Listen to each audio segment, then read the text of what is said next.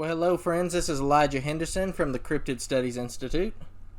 And here we also have, for the first time on one of our interview podcasts, got my sister Gabrielle. She's going to start taking part in these. Hello, everyone. Thanks for welcoming me on. I believe we have a really interesting show for you tonight, as we're diving into a different branch of cryptozoology tonight, which in fact is one of my very favorite topics, and that is river and lake monsters. Which, I believe they're nothing more than some of your aquatic dinosaurs that have managed to survive. For most of my life, I've been deeply interested in the topic of lake or sea monsters, and man and dinosaur living together contemporaneously. Me and my dad, Johnny Henderson, have even traveled around and taught people where dinosaurs fit together with the Bible, and how that's possible, since the general consensus says they died out millions of years ago. If you've ever seen us at a Cryptid Con, I'm sure you've noticed our Bigfoot and our Dogman artifacts, but you've also probably noticed our dinosaur fossil replicas as well, such as the Ica from Ica, Peru, showing men and dinosaurs interacting in numerous different situations. They're amazing. These crazy things have even depicted brain surgery, heart surgery, and, they're just an extremely intelligent race of people, and I'd love to actually talk more about them if I had time, but anyway, I believe there's plenty of evidence out there and proof that dinosaurs lived at the same time as man, that they very easily fit into the gospel narrative, and that there are probably a few stragglers left. And that is where we are. That is where we lead into our guest for tonight. I met him a month or two ago through email, and he started sharing a very interesting story with me, and we talked a time or two, and he seems to be a really good guy. So, without further ado, Dylan, how you doing tonight, brother? Doing good. How about you guys? We're doing good. It's hot over here, almost 4th of July, so, we're trying to beat the heat. Yeah, same here. By the way, if anybody listening hears the fan, go easy on us, because our air conditioner is out for our house. It's went out, so we've had numerous fans on. We got a ceiling fan going on right now. Our house is about 81 degrees right now. Yeah, it stays in the daytime about 81 degrees unless it's a low day, and then it gets more bearable at night. But anyway, getting on tonight's topic, brother, what do you got to share with us tonight? What's the theme for tonight? Well, in my experience, it's pretty interesting. I typically am a big fisherman, right? I go fishing at different spots. I go fishing for flathead catfish and big blues. And my buddy lives in southern Indiana, Ellettsville area, close to Bloomington. And he put me on some spots down there, and I had been fishing this spot for, I guess, 4 years.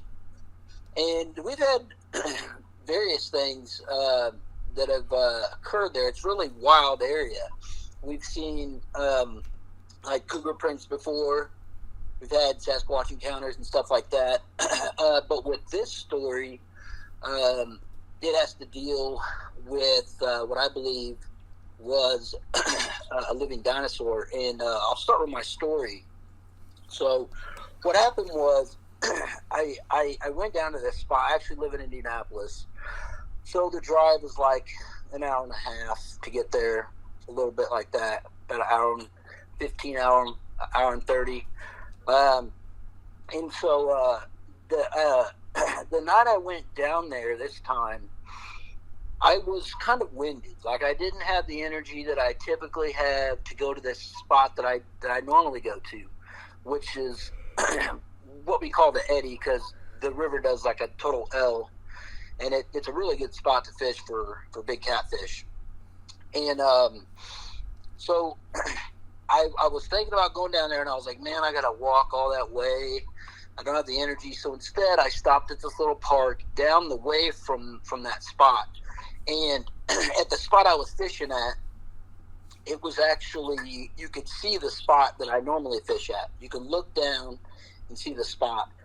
Now, it was raining pretty hard that night, and then it would calm down and rain and calm down. And what caught my attention was I looked down to where the eddy was, and this spot is pretty remote. People don't typically even go down there that often. You know what I mean? Right. It's really remote. But I looked down there, and there's two big floodlights down there at the eddy, like facing down towards the water. And I'm thinking to myself, who and why would anybody go down there with that type of equipment and have big floodlights down at the eddy? It actually intrigued me so much that the next night I decided to go to that spot and go fishing, because I was kind of curious what was going on down there. And I went down there the next night. The first thing I noticed is they had a trailer, like a construction trailer, set up out there, which was never there before. Like one of the big Connexes? Yeah. Like just like your typical construction trailer that you'd see at like construction sites. You know what I mean? Right. And I was thinking, why would they even have that down here? That's really weird, you know? And I was like, but everything was kind of weird about it, because I didn't understand why they were using floodlights down at the eddy the night before. So anyways, I'm fishing off the bank there, where the floodlights would have been, behind me. And I'm just fishing, and typically I walk along the bank and, you know, look for signs of fish or look for signs of wildlife or whatever. And I get to the very end where there's a small creek that runs in, and I see these footprints down in the mud. And they immediately caught my attention because what they look like reptile footprints. They look like a giant reptile had been stepping down. And then you could even see the next step that went into the water. But what was weird is that the rest of the area of where this animal would have tracked through, it was all washed down.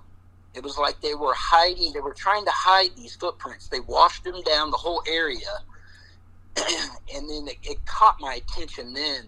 I was like, these things, whoever this is down here studying, I don't know if they were studying it or hunting it, but they were trying to hide these footprints of this animal. And then there's numerous other things that happened. So I also went and fished on the other side, which is on the rocks, which is where the L does its total L. And when I was fishing on the rocks there, I experienced a noise generator coming from the water, almost like something that was just like an electric shock type of thing happening in the water. And I'm thinking, whatever this is, they're trying to keep this off the banks. Now, what's interesting about this is, I don't know if you're familiar, but bull sharks have gone all the way up into the Illinois River. So there are things that can go up the river, because typically there's not that many dams until you get up to Indiana, like northern Indiana or the east of Indianapolis. That's where you start experiencing the dams. Well, I think the first dam is I think it's in Martinsville. So and there's ways around that the river does. So and when it floods real high, it doesn't matter how high the dam is, because whatever is going through that direction can just go up it. But anyway, so I was fishing on that spot, and I hear this gigantic animal, and I'm used to hearing flathead catfish, big blue smack the water, big gar smacking the water, and it sounds like a gigantic fish, right? Right. Well, whatever this was it made a 30-foot wake, and it was huge. And when it smacked the water, the whole area echoed, like the whole ravine echoed. You know what I mean? And I wasn't the only one that experienced this. I had two other friends go with me that actually experienced the same thing. hearing this thing in the water, splashing, and just moving throughout the water. Now, what I also seen, which was interesting, I seen these guys in this souped up boat putting trout lines out every 15 feet. Now, sometimes in Indiana, you have people that sell fish to the pay lakes and stuff, so they'll still fish out of the river, and they're selling to the pay lakes. But I've never seen anybody use trout lines every 15 feet to try to catch flatheads and sell them. Typically, you'll do one every quarter, or probably 300 meters or something, you know what I mean? But nothing like this. And the crazy thing about it is the footprints. If you look at the footprints, it looks like an actual dinosaur's footprint. And I actually have a friend who is a reptilologist. I don't know what they call him, but he studies reptiles and snakes. And he is actually an evolutionist. And I showed him the footprints, and I said, can you tell me what these footprints are? He says, well, they're definitely from a lizard.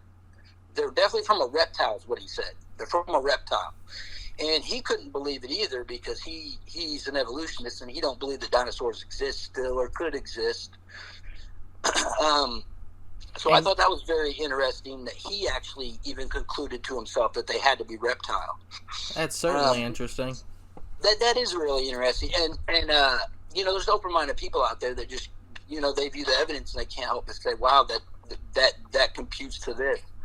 But I do have a picture of where my hand is into the impression of the actual footprint, and you can see my hand goes down 3 inches. So this thing was a heavy animal. Now, what would you say was if you had to say, what was the length, width by length? How big was the footprint? And I'm gonna show, if it's all right with you, the footage and the pictures of the footprints on the screen.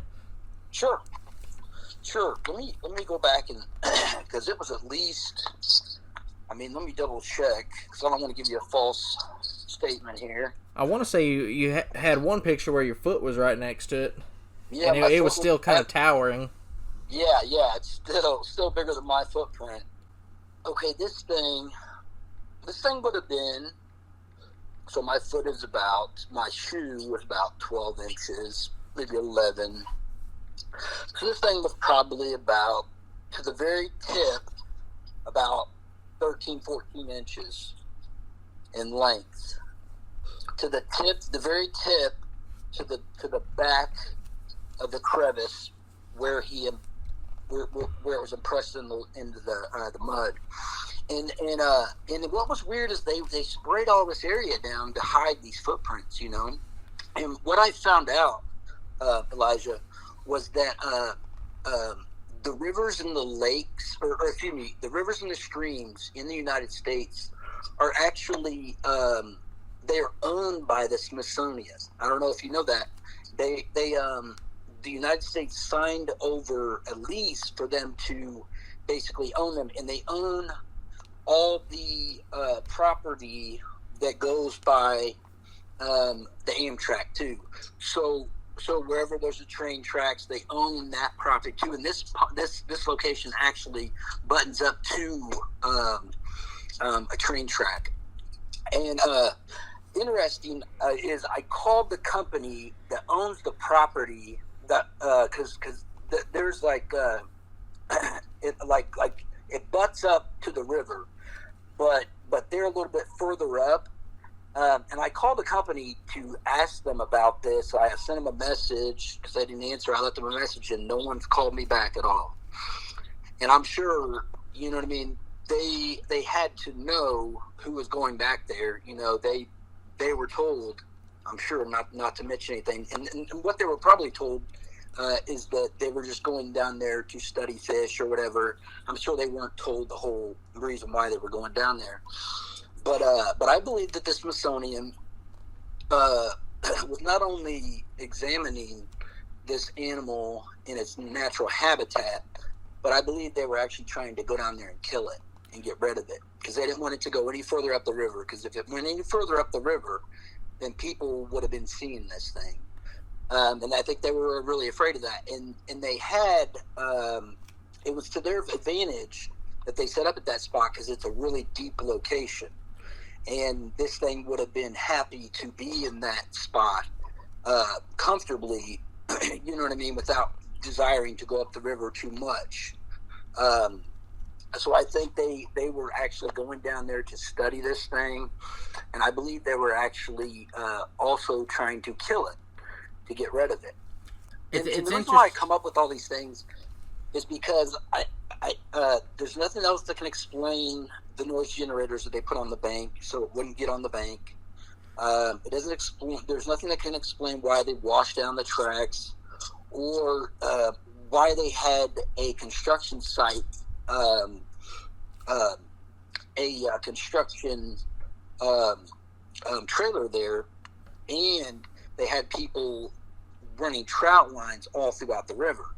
But what's interesting about this is me and my friends witnessed this thing hitting top water and feeding in this area for about, I'd say, a week. And then after that, we didn't experience anything else. It's like something came through and it disappeared or died.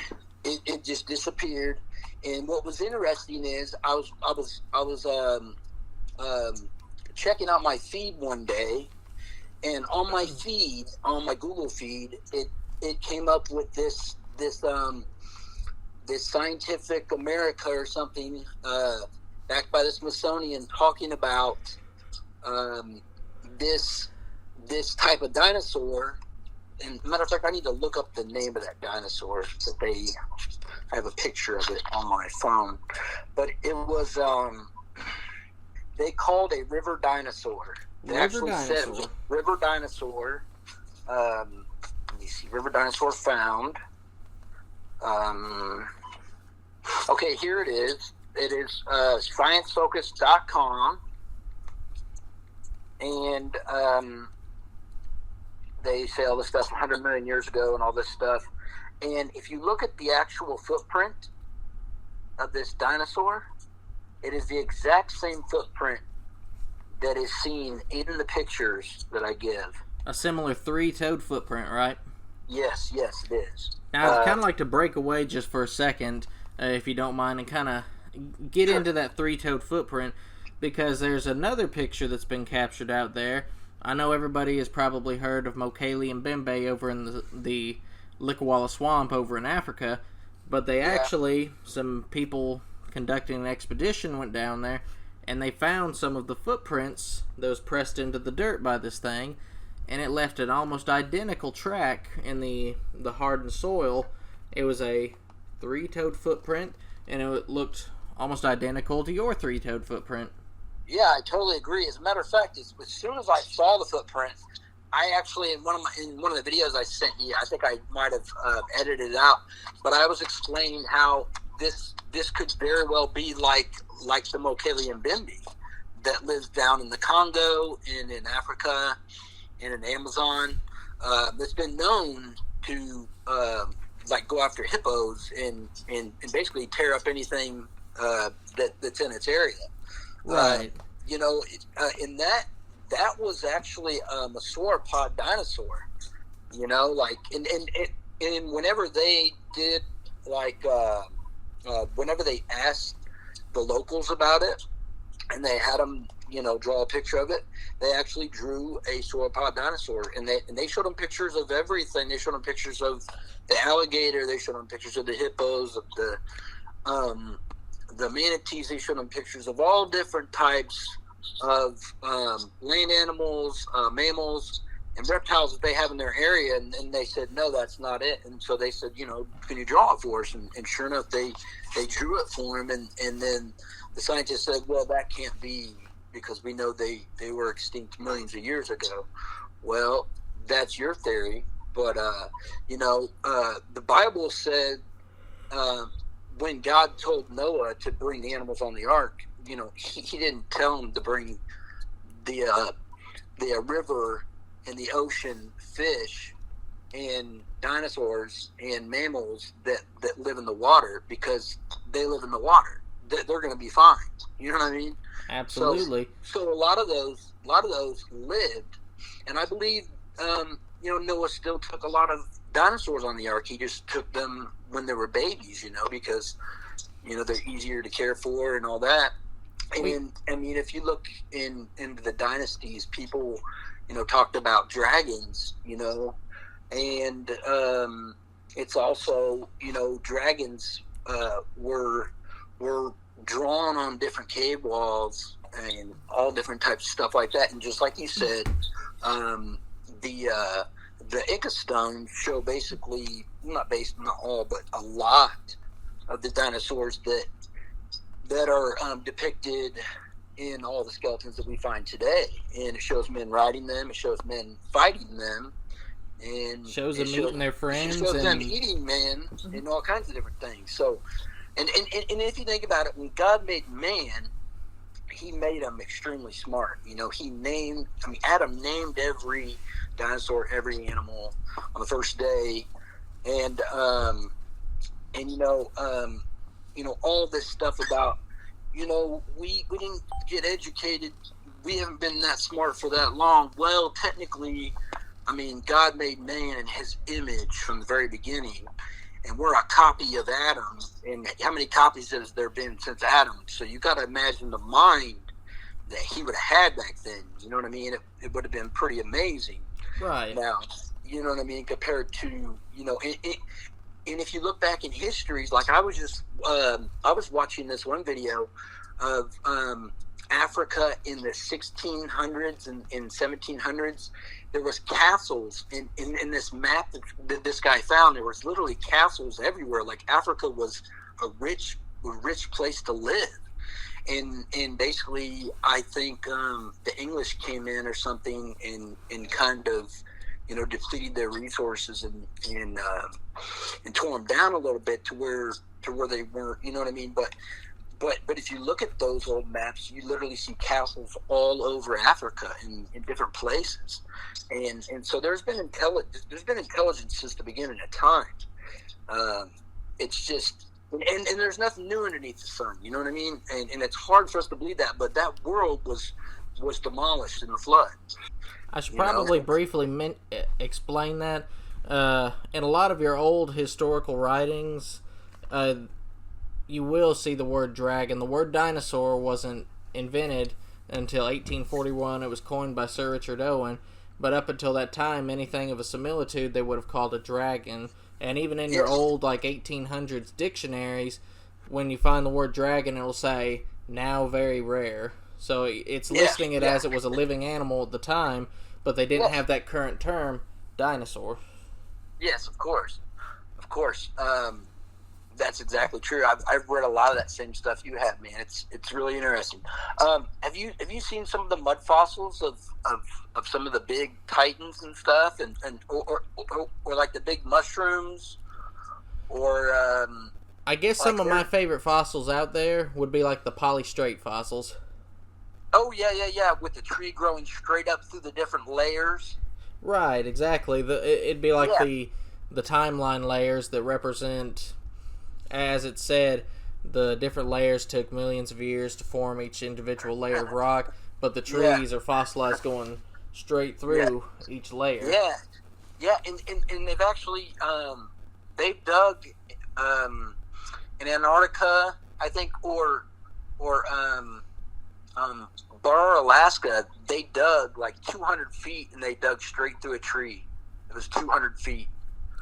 So, I mean, you can just imagine what the world was like before the flood, how huge everything was, because God said there were giants. I mean, there was a different type of atmosphere then. There was different types of, there was a lot more oxygen in the environment. And there was, just like God said, there was probably some sort of canopy protecting the layers from all the different X-rays and the gamma rays and all that stuff. And I mean, man was meant to live forever, of course, until sin. And then that's when God said, I'm not going to let man strive with sin all of his life for that many years. You know what I mean? Right. So she'll be 120. That's when he brought the flood, you know, and it ruined that atmosphere, and then it brought down the lifespan slowly. But then, you know, the oldest I think we got was, well, eventually it was 120. But you know, there's many people that live probably 400, 300, 200 after that the flood. But you could see the years kind of decrease as the world slowly kind of changed from the effects of the flood. This type of dinosaur on my feed was the Spinosaurus they were talking about. It was the Spinosaurus, was the water dinosaur? Yep. Or river dinosaur, rather? Yep, that's the one that came on my phone literally like the week afterwards and said that they found this fossil. And this fossil that they said was actually really old. They said it was a re-replica. It was a different one. But what I got from it was, you know, it was kind of telling to me I knew what was kind of going on. Because after I experienced all that, and I was just like, yeah, whatever, man. You guys just took that damn thing out of the river. What are you talking about? Right. Did you get to see it at all or hear any vocalizations from it? I know you heard a big splash. I actually got to see the top of the body as it went in, and it was definitely, when I seen it, I was like, that's either a big mammal or a big reptile. Can you describe what that looked like at all? All I can say that it just, I didn't see everything. I just seen like the top of his body, and it looked just like rugged, like I wouldn't say like a crocodile or nothing like that, but it just looked rugged. And I can't give you the best description because I didn't get the best description of it. You know what I mean? Because it was happening so fast. Yeah. It's probably just a split second view. When it hit the water, it left a 30-foot wake. You know what I mean? So wow. That's not like any like fish. You know what I mean? That I'm out there trying to catch. Now, what kind of color would you say this was? What I saw was like it was like a darkish green, a green or kind of, but here's the thing: the water is kind of that color too in that area. So it may have reflected a little bit. Yeah. So it kind of blended in with the water. That's why I didn't get to see the best. You know what I mean? I didn't get to see the best look at it. But I heard it, and I did see it splash. You know, I seen it splash, and I also heard it 2 other times with my other friends when it splashed at night. And this thing, like my buddies was like, "Yo, that ain't no fish." I was like, "Dude, that's what I was trying to tell you." You know what I mean? I was like, "That's what I'm trying to tell you," because I explained to them and showed them the footprints, and they experienced the same thing. They were like, you know, that no, that's definitely something totally else. Now you mentioned that the eddy, it was kind of like a more obscure spot to fish, right? Yeah. Because you had to park off the side of the road, and then you had to walk down to the train tracks, and then you had to walk back down, and then go into a small little forest, and then go down to the banks there, and then there's a forest behind it, and then there's forest all throughout, basically surrounding the river from there, and then it like that whole area is actually, I didn't give up.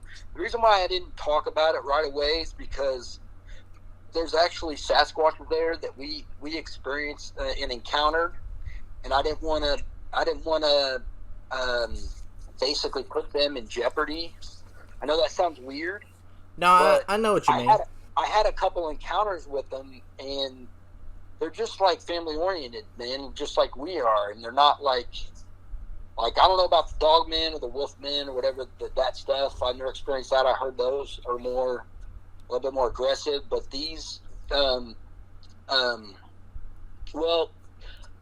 the big male was aggressive, but that's because I was walking straight towards it, and he was just letting me know, don't come any closer, you know. But after that, I ended up giving them some apples and some oranges and stuff, and I gave them some essential oils, and then after that happened, I seen their young, a juvenile, that was on top of the train tracks that was basically checking me out while I was fishing down below. And he kept going between the trees and then coming back and looking at me and then going back and coming back and checking me out. And it was pretty cool, man. Like, it was almost like they were saying they were thankful. And then one time, I think it was a juvenile threw a rock down by us. It wasn't at us. It was by us. And I think that was because I gave him all that stuff, and I also bought him meat and stuff too. I think he was just kind of saying thanks or something. But I've experienced, Sasquatches in many different areas, and they're more prevalent than people think. And anyways, I've had some really cool encounters with some Sasquatches, but I know that's a whole different other topic. And the reason why I've been able to experience so many things, I guess, is because I'm really close to God. I ask him a lot of questions, and I seek things, and I go out, and I'm out there in the wilderness, and God's just like, here you go, I'm going to let you experience this, which is rare.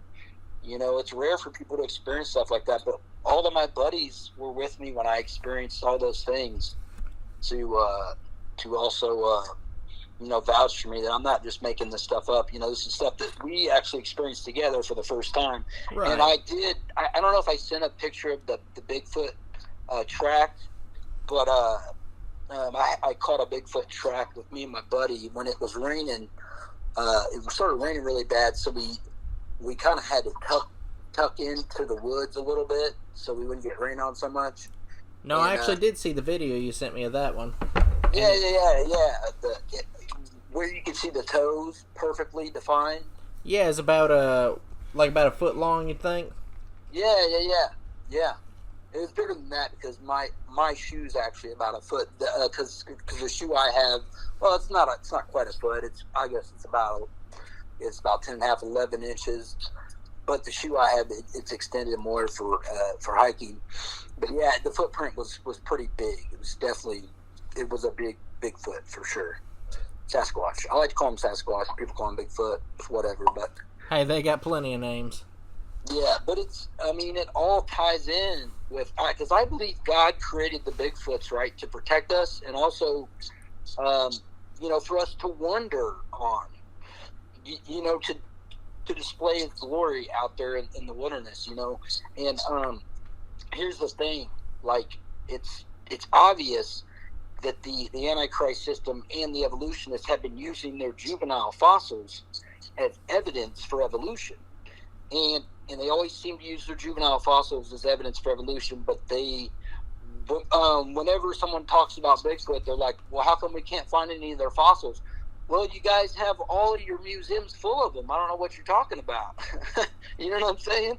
Well, I think it's possible also that some of the Indian mounds that we've dug up in those big 9-foot tall skeletons, that may be a Sasquatch skeleton. You never know. Yeah, they're different. You can tell, I think, by the skull, big time, and also by their knees and in their foot with their gaits and stuff. So yeah, there's definitely been. There was giants in those days. So you got to. Everything was giant, Absolutely, it's just a different environment. Yeah, exactly. But it's really interesting though, because it's obvious what they're doing with the evolution, and I seen it. God showed me that they are using juvenile Sasquatch or a Gigantopithecus juvenile fossils as their evidence of evolution, and they won't entertain a Sasquatch for the fact that if they entertain that idea, then that would explain all the variations of the different types of fossils they found, and not proving that we evolved from them, but proving that there's a whole different race of upright apes that are living out there, and they would rather go with the evolution theory because they don't like to retain God in their thoughts. I don't know if it's what people are seeing today, but we do have the Gigantopithecus in the fossil record, which would have been like a large ape. Yeah, and you got to think, they had children, and those children are small. You know, those children are small, and they grow from 3 feet to, from since they're babies, just like we do. They grow bigger and bigger and bigger and taller. Absolutely. But I think they used the Neanderthals for like their 8 and 9 foot tall skeletons to prove a different race of evolution, which is also, I believe, either an upright walking ape, just like we see today, the Gigantopithecus, or the Sasquatch, or it's a man that has a bigger brow ridge because he lived to be like 300 or 400 years old. So your brow ridge always grows throughout your whole life, and if your lifespan's like 300, 400 years old after the flood, then you would have a more pronounced brow ridge. Exactly. So yeah, but yeah, man, living dinosaurs is very interesting. And I think there'll be more people seeing stuff like this, experiencing stuff like this as we encroach on their environment more and more. But like I said, bull sharks have been found up into the Illinois River. So if something came from the ocean, it can go up the rivers. We know there's plenty of rivers throughout the United States that people report seeing something in. Over in the Altamaha River over in Georgia, there's supposed to be some large creature up there they call the Altamaha. I think it goes back to the Indians, and then you got the Green River Monster, you got the White River Monster over in Arkansas, though I think that one has largely ceased sightings. I want to say that they stopped. I want to say people haven't seen that one in quite a while. The Smithsonian gets around, man, so you never know. Even Nessie, Ogopogo, the things in the African jungles, like we mentioned earlier, Mokele and Benbei and Kongamato, the pterodactyl-like creature they claim to see. And that's just a lot of your modern-day sightings people describe with lake monsters, river monsters, and things like that. We have plenty of historical examples of people citing things like that, too. Yeah, and you also got to understand, just like a black bear, just like Kent Hovind kind of explained it, and also I think a few other creationists have, if a black bear kills a child in your area, there's going to be a bunch of people with shotguns ready to go kill that black bear or that brown bear. And it's the same way with dragons back in those days. When a dragon got a hold of somebody and somebody heard about it, they got a whole team together to go kill that dragon because they didn't want to lose any more people. And when you kill off things like that, that's part of the distinct process. When things become extinct is because they've either been overhunted or they were a problem and they had to get rid of them. Something interesting is Marco Polo, one of the world's most renowned historians. He actually described in one of his books how the people in the area would kill dragons. They would find out which cave it was staying in, it would come out and it would eat something, and then it would drag itself back into its cave. I think they described it as having 2 front arms, and the back of the body was in a similitude to a snake almost. It didn't have back legs, but it would drag itself back into its den. And when it would get around nighttime, when it would go back in that cave, before it hit nighttime, they would take these big iron spikes and dig them down into the sand or the soil around. Or they'd put it, I think, in the sand, and when it would come out later in the night to drink from one of the nearby lakes, it would drag itself across those spikes, and then once it was impaled, they'd go over and attack it with swords or spears or what have you until it was dead. But he's told that as it was truth. Yeah. And Gilgamesh killed dragons as well. Yeah. And dragons are pretty scary, especially if they want to come after you and kill you. So, I'm sure plenty of Indians have had to kill them. I'm sure, every different race of people have had to deal with them in the past. God created them, for his glory, in the beginning. And then once they became part of the menu, they became afraid of us, and then that's when they'd either have to, fight us to survive or run away. You know what I mean? Yeah.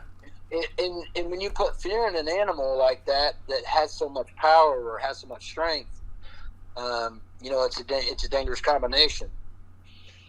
Now this is deviating from what we've talked about a little bit, but I still think it's interesting enough for us to talk about. You mentioned that you seen a chupacabra, like the modern equivalent of chupacabra, so to speak. Like, yeah. Well, I was actually driving. Me and a friend were driving down to the lower part of Indiana. We actually went to Ohio and then Illinois to go fishing a little bit, and I think it was like Paris, Indiana, or something like that. I was in when I was just driving in these winding roads, and this little. Okay, I can't say that it's a chupacabra that was eating up all the different cattle or anything like that, but what I seen was a skinny canine dog with a long snout with no hair on its body. Now, people will be familiar with who are listening as chupacabra used to, when it was described originally, it was almost described looking like an alien. But as time goes on, somehow the name has gotten connected to this canine. This canine. And it looks like it's covered in mange. It's got a long muzzle, but it's just running around all over the place. Yeah, it's probably a totally different animal altogether. Which is typically done when they want to hide something. They'll blame it on a different animal or something. But yeah, I mean, there's actually, I don't know if you've seen that video where that girl caught one in a cage and it had appendages, and it literally had the same exact thing. It had no hair. It would just look like one of them canines. I'm not certain I've seen that or not. Yeah. But the girl caught one, and she's like, I don't know what it is, but it's an interesting animal. And she caught one and had appendages, and it had that long snout, and it literally looked like it was mange because it had no hair on its body. And that's the exact same thing I saw. It wasn't even, it wasn't like, I seen one up close. We were driving in our car, and this thing ran out in front of the road, and I stopped, and my buddy woke up, and me and him both watched it walk across the road, and it walked pretty fast, actually, but yeah, it was like what they call a chupacabra right now, and that's the only time I ever seen one of those things. It's interesting that you talk about it running across the road. We actually saw one. It's probably been about 5 years now. It was on top of a mountain over in East Tennessee. We were driving down the road, and this thing just shoots across the road just as lightning speed. It almost gave a jump, almost, didn't it, Elijah? Was it Dayton Mountain or was it Evansville Mountain? I think it was Dayton Mountain, but yeah, it just was one of those little hairless little dogs, and the thing I remember about it most is just the lightning speed with which it shot across the highway. Yeah, that's wild. How much do you think it weighed, that one? I didn't get a good look of it, but it didn't look very big to me. Right, I almost feel like the biggest they get is coyote size, probably even smaller, maybe. I don't know. I would say it's probably about my dog Grendel, wouldn't you say? I can't remember, honestly, for certain. I certainly remember seeing it, just I couldn't give an exact size, it wasn't a very speak. Large animal. Right. That's what I seen. That's kind of what I seen. It wasn't like a chihuahua, but definitely not something big. It was definitely one of those chupacabras they say, are running around, like you said. It had the long muzzle. It had the mangy look, didn't it? Yes. Yeah. I was in the back seat at the time, and I looked up quick enough and was able to see it. Sure. I don't remember. Seems like I may not have got a really long look at it. I'm not sure. No, you definitely didn't, because it was just such a quick animal, so it was just in and out just so fast. Right. But I've heard them run around Dixon. If there's a male or there's a female around, there's also another male or female out there. So, absolutely. Want to hear something really interesting that happened to me? I was on the Green Bridge in North in Castleton, and there's a big log jam there, right? So we actually were able to get on top of the log jam and start fishing because we were like, dude, this log jam's crazy. There's got to be some flatheads in here. And we didn't catch crap. But anyways, what ended up happening is it was just about to turn dark, right? So I had my headlamp on. And behind us was under the bridge. It was like an open area. You could see these fish just swimming around, you know what I mean? And we hear this clacking and this noise being made behind us. So me and my buddy look over, and literally we're looking at a seal swimming on his back, and he's got something in his mouth. I don't know what it was, but he was calico. He was white with black spots, like white with gray spots on him. Well, that's Kinda interesting. kind of like the seals that you see that are in like I don't know where they are, like northern Michigan or something, or in other places. But so here's what happened.